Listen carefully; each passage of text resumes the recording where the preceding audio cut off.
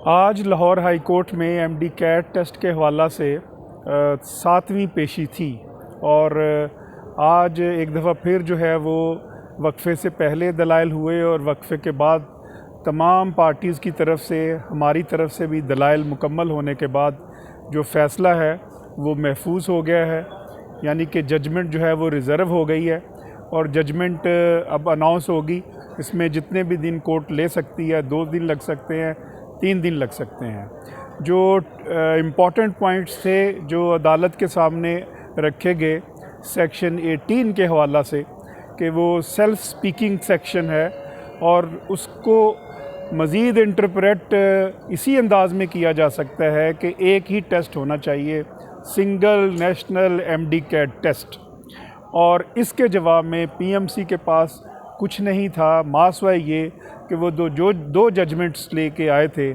एक Sindh high court Karachi की judgement थी जो उन्होंने पेश की, जिसमें उन्होंने कहा कि लास्ट टाइम 2 टेस्ट हुए थे, और दूसरी जजमेंट एक लाहौर हाई कोर्ट की पेश की। उन्होंने कहा कि तब भी स्टूडेंट्स ने चैलेंज नहीं किया था, वो टेस्ट पहले चैलेंज किया जाना चाहिए था, बाद में चैलेंज किया, तो लिहाजा ये 2 जजमेंट उनको सपोर्ट करती हैं। हमने इन दोनों जजमेंट्स को जो उन्होंने पेश की, हमने उनको बताया अदालत में कि ये जजमेंट हमें इफ़ेक्ट नहीं करती।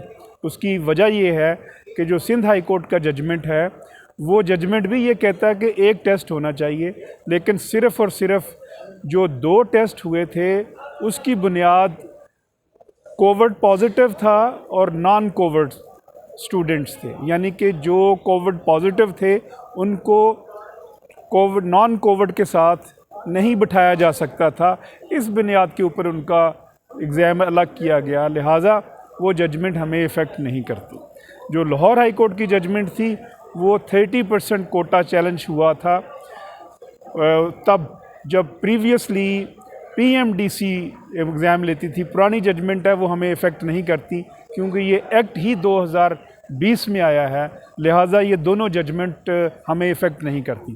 हमारी किसी बात का भी जवाब कि जो रेगुलेशन है सेक्शन 18 की तो वायलेशन हुई, उसके बाद नंबर 2 टेस्ट हमें प्रैक्टिस कोई नहीं करवाया गया जो पार्ट ऑफ फी करवाना था। जो लॉगिन था वो प्रॉपर नहीं हुआ था, जो कि उसी वक्त टेस्ट शुरू होना था जब लॉगिन होता। फिर इसके साथ साथ जो इन्होंने ग्रेसिंग मार्क्स दिए हैं वो कोई क्राइटेरिया के तहत नहीं दिए। हमने वो तमाम जो ग्रेसिंग मार्क्स हैं वो अदालत के सामने रखे हैं, जिसमें किसी स्टूडेंट को 10 दिए हैं, किसी को 15 दिए हैं, किसी को 50 दिए हैं, किसी को 60 दिए हैं। ये एक ब्लंडर था जो उनकी एरर और उनके सिस्टम के ऊपर बहुत बड़ा क्वेश्चन मार्क था।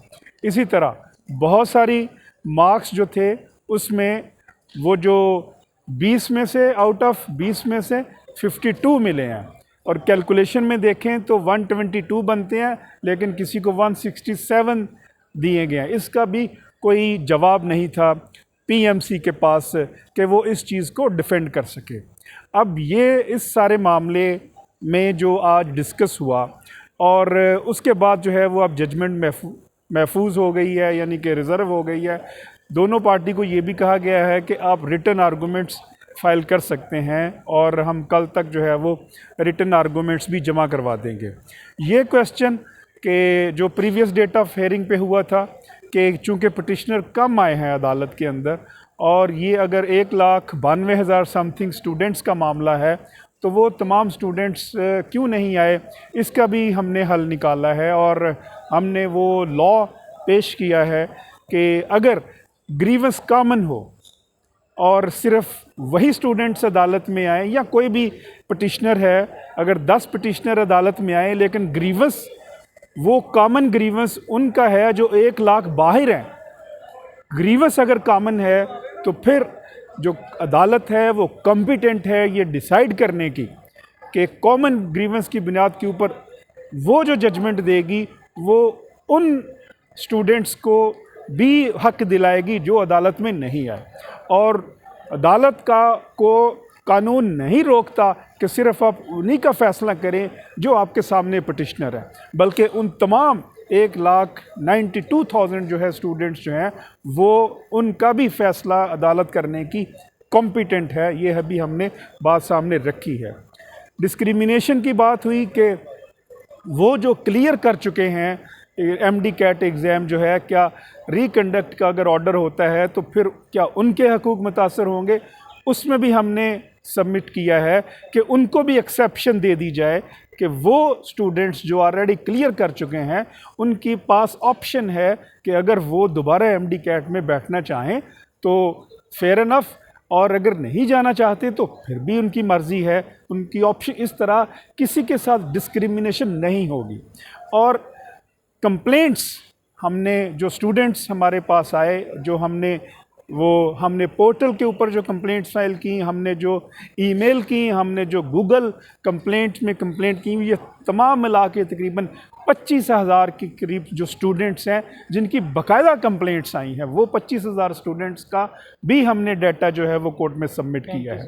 35,000 स्टूडेंट्स का जो डाटा है वो भी हमने कोर्ट के सामने रखा है। फिर इसी तरह 2019 में जब PMDC था तो तब उस वक्त जो था वो नेशनल एमडी कैट हुआ था और उसको ऊपर क्वेश्चन मार्क आया था, और फिर जो नम्स ने, national university of medical sciences ने, तब जो है वो दोबारा रिकंडक्ट करवाया था एग्ज़ाम, और उसी तरह UHS से, और उसी तरह जो है वो हमने ये इस्तदा की है कि तब हुआ था तो फिर आज भी आप हो सकता है, और नेशनल एमडी कैट जो है ये दोबारा रिकंडक्ट किया जाए। और इन फ्यूचर भी जो है ये जितना इन्होंने लॉस किया है कौम का, और जितना इन्होंने एक भोंडा मजाक किया है और एक फॉल्टी सिस्टम है, इसके ऊपर तो पूरी इंक्वायरी होनी चाहिए, और ताकि जो है वो ज़िम्मेदारों के ख़िलाफ़ कार्रवाई की जाए और अप्रोप्रिएट एक्शन लिया जाए। क्योंकि अगर इस मामले को यहीं पे छोड़ दिया गया तो फिर जो है वो इसी तरह अगर इंसाफ का कत्ल हुआ, और इसी तरह जिस तरह इन्होंने स्टूडेंट्स के साथ की ज़िंदगियों के साथ खेला है। अदालत का ये कहना था कि medical students are the best students of the world. जो मेडिकल प्रोफेशन में जाते हैं, फर्स्ट स्टेज के ऊपर जो तमाम स्टूडेंट्स निकलते हैं वो मेडिकल के प्रोफेशन की उनकी चॉइस होती है, और फिर बाद में जाके बाकी प्रोफेशन में वो जाते हैं। They are the topper of the society, they are the cream of the society, and they are the torch bearer of the society. The medical students have been given the high respect before the honourable court and by the honourable court, और ये सारी चीज़ें court के सामने हैं। And we hope so that इंशाअल्लाह अल अज़ीज़ a judicial decision shall come to decide this so-called the faulty system of the PMC, and thereupon the law shall take its course, and we will see justice for not only these petitioners that who are in the court, but equally those students as well who were unable to come to the court, but the justice shall be delivered to them as well, inshallah al-Aziz. Let's see, inshallah al-Aziz, within 2 or 3 days the judgment shall be announced and the justice shall prevail.